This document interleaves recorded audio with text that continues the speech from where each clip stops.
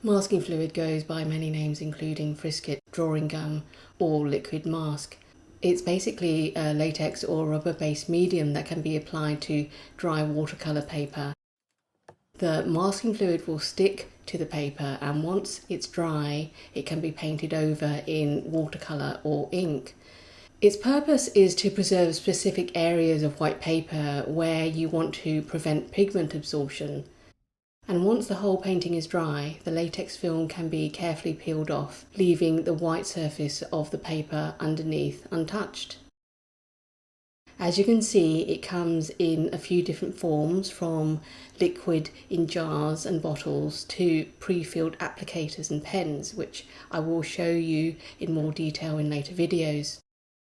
Masking fluid is an incredibly useful medium once you learn how to use it. It's perfect for creating highlights, protecting small areas too delicate to avoid with your brush, and for creating sharp lines and colour separations. One of the challenges of watercolour is you can't cover up mistakes as you could painting with other mediums such as acrylics or gouache. As watercolour is translucent, it's extremely important to preserve your whites. In some cases you can just paint around the shapes, but when it comes to more complex or very small areas, it's almost impossible.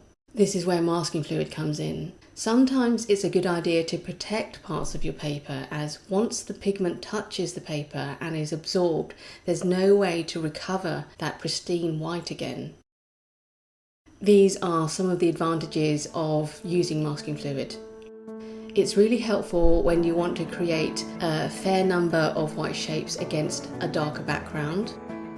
You can create detailed shapes or images without having to carefully paint around everything.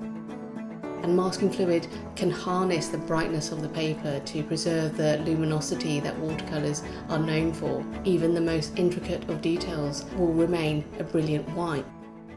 Although masking fluid is not necessary to create great watercolour paintings, it's a wonderful tool to have in our art box. In the next video, I'm going to show you some of my very early work with masking fluid for client projects and a more recent sketchbook project.